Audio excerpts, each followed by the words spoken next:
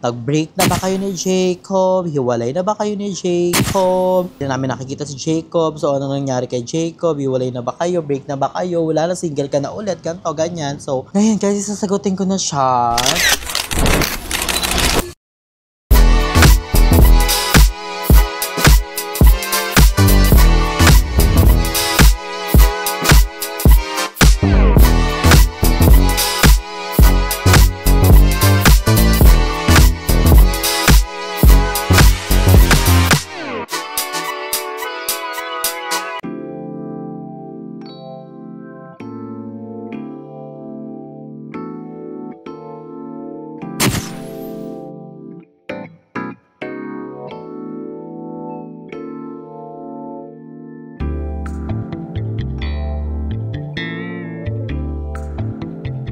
So, hi everyone! Welcome back to my channel! Yeah, so for today's video is magbabasa tayo ng mga comments dahil madami na i-intriga, ang daming mga nagtatanong. So, ngayon isasagutin ko ng inyong mga kino-comment sa aking mga vlog para hindi na rin kayo mag-alala, di ba? Kasi marami ding nag-chat sa akin, di ba? Nag-worry sa akin. So, ngayon isasagutin na natin ang inyong mga katanungan.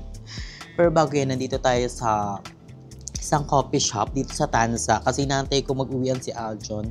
It's already 4:43 PM pa. Ang uwian ni Aljon is 5:30. So, chill muna tayo dito. Order ako ng watermelon soda. And for the first time, ginamit ko ng aking DNKY bag. Thank you so much, Ma'am Sheilyn. So, ayan. So, ngayon is magbabasa tayo ng some comments sa aking mga vlog. So, nag-screenshot kasi ako. Ang dami nagtatanong. So, pero thankful pa din ako sa lahat ng nagko-comment, ng mga nagla-like, sa mga nag-share ng aking vlog. Thank you so much. And sa mga nanonood ng live ko tuwing gabi sa TikTok and sa YouTube. So, ay magbabasa tayo ng mga comments. Ito, sabi ni Ate Pat Del Rosario, sabi niya, I have to commented you, Andrew, mas gumaling ka lalo sa pag-deliver ng thoughts mo sa mga vlogs. Keep improving. I guess sa mga nangyayari lately is pushing you to be better than sa mga maging independent ka. At sure, you will discover your full potential. Keep going, dear. Yes, kasi naman, naniniwala ako na lahat naman tayo is pwedeng matuto kasi ang dami nagsasabi sa akin na trying hard ka mag-English, hindi bagay sa'yo mag-English, ganito napaka-arte mo. So, ako naman, syempre nanonood ako ng mga movie sa mga Netflix. Syempre, isang din yun, isa sa mga way para ganito pala yun. Tapos pag hindi ko alam, syempre sinesearch ko sa Google. Siyempre, di ba, hindi natin alam mamaya kung ano sabihin natin, like, di pala natin alam yung meaning, di ba? So, kailangan natin alam, di ba? And lahat naman kasi natututunan, basta magpursige ka lang. Divine, kaya thank you so much, Ate Pat, dahil, na-appreciate mo yung aking improvement sa pag-i-English. Kasi, I love English talaga. And, dream ko talaga maging teacher in English. Pero, di ba? Someday, maging teacher talaga tayo. Like, legit. So, ayan. Sabi ni I am Jimmy, I love this nag-grind ang mga sideline. Ayan. Thank you so much. Kasi naman, kaya ako nagla-live selling din. Plano talaga before, 2 months ago pa, plano ko na talaga mag-live selling. Like, nag-suggest kasi si Ma'am Sheilyn, nagpapadala siya ng package. So, sabi namin, Ma'am Sheilyn, pwede kaming makisabay ng mga bags kasi gusto namin mag-live selling. Kasi, di ba, grabe yung mga bags sa ibang bansa, di ba? Kasi import pa. So, sayang din naman yung space ng box. Kaya, ginrab na namin yung opportunity na pasabay ng mga bag. Yeah, thank you, Ma'am Sheilyn. I love you so much. You know that. So, ayan. Sabi naman ni Jenny Bibat 5264. Gusto ko tong new independent na meron ka, Andrew. Stay consistent. Yes. Stay consistent tayo sa mga daily upload, sa pagla-live, 'di ba? Kasi wala naman akong ginagawa eh. So ano pang gagawin ko? Sa bahay lang ako, matutulog, 'di ba? Sayang yung oras, sayang yung panahon. So kailangan natin kumilos kasi we don't know what happened tomorrow, this day, next month, next year. So we need to enjoy our life and also we need to work hard, syempre, di ba? Kailangan natin magpursige in life. Ito sabi naman ni Gian R. Ray, good luck sa new business mo, hoping na ma-sold out agad. Yes! Thank you so much sa mga dami. Ang daming sobra. I'm so thankful kay Ma'am Shi Elaine. Kasi kundi dahil kay Ma'am Shi Elaine, hindi matutuloy ang gantong business namin. And also kay Mami O na always support. And also sa si Ate Aya, yung bumili sa atin ng bag pero binigay na lang sa akin. Pero ang ginawa ko is, inano ko na lang siya, kinip ko na lang yung money, hindi na ako kumuha ng bag dahil meron naman akong Diyos ko tour, so kontento na ako na meron ako doon. And also, sa sister ko na umorder kay Ate Jen and kay Basang, ingat kayo dyan sa Maldives. And also kay Ma'am si taga Batangas. Kay Ma'am si Mads, thank you so much din kay Ma'am si Mads sa pag-order. And also kay Ma'am si Cecil R, kahapon nagla-live ako, like, sinendo niyo ako ng pamalakasan sa YouTube. Thank you so much, Ma'am si Cecil R. Alam ko nanonood ka ng vlog ko, kaya thank you so much. Like, legit. And then, eto, sabi naman ni San Kosam, in fairness kay Andrew, masipag siya at may sideline business. Andrew really working hard para kumita ng extra aside from vlogging. Yes, ayun talaga, isa sa mga dahilan ko kung bakit ako nagla-live selling din and kasabay ko ang daily upload saka live selling kahit na medyo nakakapagod. So, syempre, nanghinayang ako sa oras. Parang kung pwede nga lang 3 yung sideline ko, di ba? 3 talaga yung sideline ko kasi naghahatid sundo ako kay Aljon tuwing morning, 11 a.m. ang pasok niya. And then, susunduin ko siya sa school ng 5:30. So, syempre, sa buhay naman kasi natin, kailangan natin ng second choices.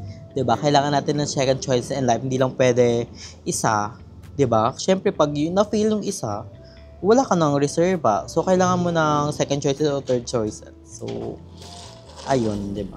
Kaya nagvo-vlog ako at nagla-live selling. Ito sabi ni Poliana, payat mo na. So, ang dami nagko-comment din yan sa vlog ko na payat ko na. Pero, ini-claim ko sa sarili ko na hindi pa ako payat dahil sobrang layo pa. So, sobrang mahaba pa ang tatahakin ko, ang lalakbayin ko sa pagpapapayat. You know, ngayon is nag-OMAD ako. 1 meal a day lang po ako. And, you know, syempre, sasabihin natin yan ng walking and also ng vitamins para hindi mabigla ating mga katawan. Kaya, thank you so much sa mga nakakapansin na pumapayat tayo. Thank you so much. And ngayon yung naka-sports bra ko, sponsored by Ma'am Shi Elaine. Thank you so much, me. Ayan. Ito, sabi naman ni Alchim623, ng haba ng comment niya lagi. So, ayun, sabi niya, hi Drea, there's nothing wrong naman sa pag-shopping, pero since limited lang space mo sa kwarto, much better na maging minimalist na lang. Why not you don't just go back to school, make new friends, and for better future. Since hindi na rin mataas ang views mo, maganda backup plan ka po. So, naman, about sa kwarto ko, Shes, maliit na kwarto ko, pero meron naman kami mga bodega, and soon, mag-renovate tayo ng kwarto. I'm so very excited na ma-renovate ng aking room. And about naman sa school, dapat tinanong ako na ate kung gusto ko mag-school this year. Kaso nga lang, sinabi ko kay ate, I'm not ready. Kasi may mga, sa amin sa inyo, meron ako may mga dapat akong tapusing bayaran. Yes, meron pa akong utang sa ibang tao na kailangan ko bayaran, pero malapit naman na siya. So, sabi ko kay ate, pag natapos ko yon, go na ako sa school para focus talaga ako sa school. Kasi mahirap naman talaga na mag-school ka tapos may bayarin ka, di ba? Hindi ka makakapag-focus. So, gusto ko, pag natapos ko lahat, nasettle ko na lahat, so, go back to school. So, ayun. Yes, maganda talaga may backup plans ka. Hindi lang isa. Siyempre, pag na-fail yung isa, so, you don't have backup. So, kailangan meron kang second choices and third choices. Second plan, so third plan. Diba? Ito, sabi naman ni Ray Evans Victoriano, Andrew, tanong lang bakit hindi mo ginagamit ang DJI Osmo camera mo. So, ayun, ito kinamit niya to sa vlog ko na nagtagaytay ako. So, yung tagaytay ko po kasi is biglaan lang. So, super biglaan talaga noon, like, malala. So, hindi ko nadala yung camera ko kasi nga, nakamotor lang ako. And then, super biglaan na talaga. Dapat hindi ako mag-vlog pero nanginayang ako kasi nandun na ako. Bumiyaya ako ng 30 minutes tapos sayang lang, di ba? So, pero eto po, gamit ko yung DJI ko and this is my phone. So, ay ginagamit naman natin siya pag pag dala natin siya, di ba? Saka, favorite yan, that's my baby girl. Ang pangalan niya si Samantha.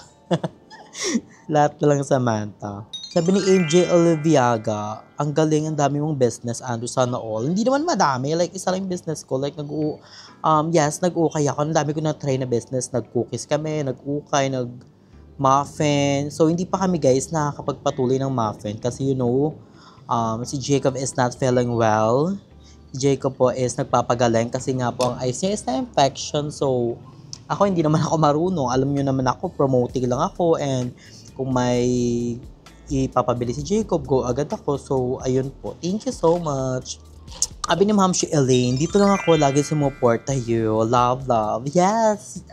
So, very thankful. Parang si Ma'am si Elaine yung second mother ko bukod sa... third mother ko siya. First ko is my mama Del. Second is Kuya Lloyd. And third is si Ma'am si Elaine. Pero I'm so thankful na nandyan ang ating mga mamshi, kagaya ni Mamshi Elaine and ni Mami O na always sumusuport sa akin, nag-guide sa akin, na alam nila kung ano pinagdadaanan ko today. Like sa kanila ako umiiyak. Yes, aminado ako umiiyak ako tuwing gabi, tuwing na-homesick ako, tuwing I feel alone. So, I'm so thankful na nandyan sila to guide me and na mag-advise sa akin. Kaya thank you so much. Sabi ni Lizelle Verona 786, sabi niya, ang gaganda ng mga bags. I love. Yes, lahat is magaganda.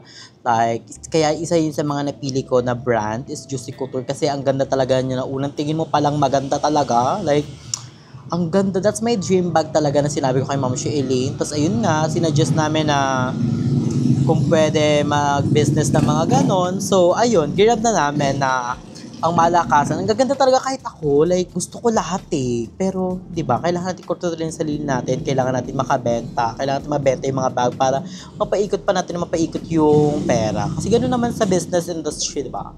Ang mahalaga, meron akong bag and makontento tayo kung anong meron tayo. Blessing na lang kung merong dadating na sobra, di ba? Ito sabi ni Eliza Jaboneta 4578. Sabi niya is, parang umiyak ka, Andrew. Sana okay ka lang. Ang dami nagsasabi parang umiiyak ako. Pero, yes, umiiyak naman ako syempre lahat naman ata tayo umiiyak. Pero, ang pag-iyak, syempre, pagbawas din yan sa sadness mo.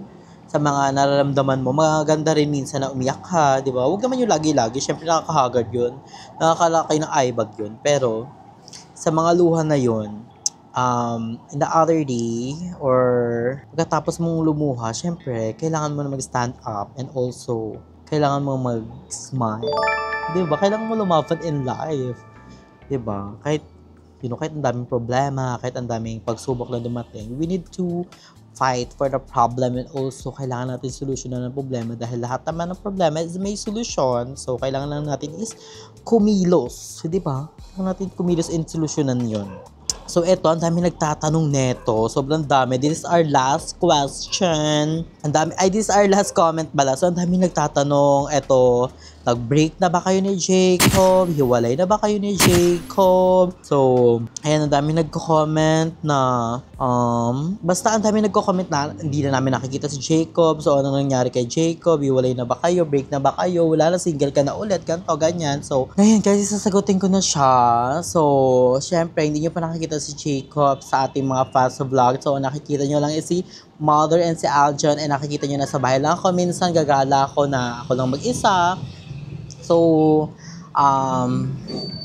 si Jacob po is nasa Pasay. Yes, nasa Pasay po siya ngayon sa kanyang lola and sa mga tita niya sa bahay nila sa Pasay. Kasi po nagpapagaling siya kasi yung eyes niya na infection. And kaya po hindi po kami magkasama this past few days. Kasi po, nagkaroon po rin ako ng sakit.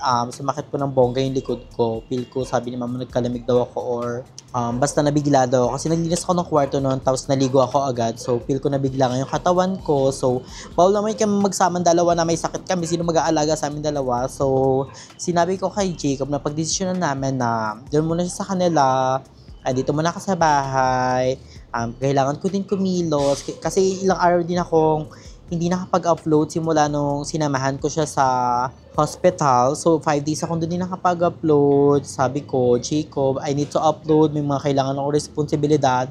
May mga kailangan akong bayaran. Siyempre, ayoko naman matenggang ating YouTube, 'di ba? And dumating na rin yung mga bag. So, sabi ko sa kanya, kailangan ko mag-vlog, daily upload, and also kailangan ko din mag-live selling ng mga bag para mapaikot natin na mapaikot ng pera. And ayun, yun naman na pagdesisyonan namin na yes, magpapagaling siya doon. Then ako naman dito. So, ayun guys. So, hindi pa kami hiwalay. Sadyang, ano na kami ngayon?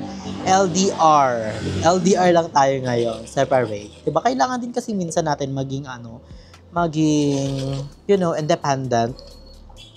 Siyempre, hindi mo pwedeng laging magkasama kami ni Jacob, di ba? Siyempre, Jacob has a family, meron siyang family, meron din akong family, may gusto kong gawin sa buhay, may gusto siyang gawin, then, di ba? Ganun naman ang buhay natin. Hindi naman permanent ang mundo. So, we need to enjoy our life, di ba? So, ayun yung mga inaano ko lang na laban lang. Kasi sobrang dami. Like, may na-realize ako, like, sa vlog ni Ivana. Nanood ako ng vlog ni Ivana. Nakita ko pumunta siya sa hospital ng mga may sakit.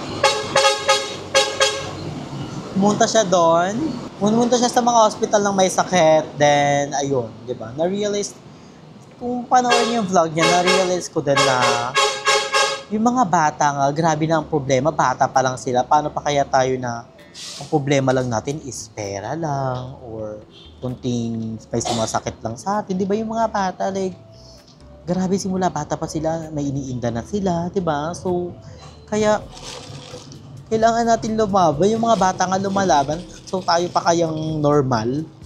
Di ba? Kaya ako nga nag-iinarte na ako na, pero, I realize na may mas bigat man ang problema sa akin. So, yung problema ko, kung kaya ko naman solusyonan, solusyonan ko siya in a good term. Yes. Diba? So, perfect. Ang ganda dito guys, nandito pala ako sa YCY Cafe. This not sponsor, pero nakita ko lang sila sa online. Ang ganda. Around lang siya sa Tansa, Cavite. Ang ganda ng place. It's giving aesthetic, lalo sa loob, ang lamig. So, nandito ako sa labas kasi I want a fresh air. I want to breathe a fresh air. Also, may salon din sila pang malakasan. So, perfect. Di ba? Support local business. Sino-sino po mong supportahin tayo din mga Pilipino. Di ba?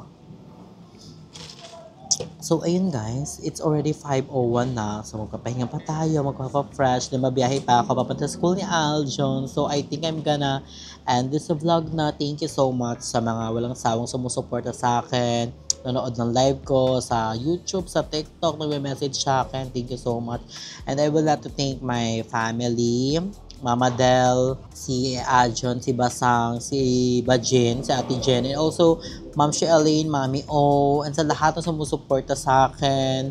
Thank you so much from the bottom of my heart. I love you so much. Maging kayo palagi, stay healthy and fresh, and enjoy your life because life is a celebration. Bye!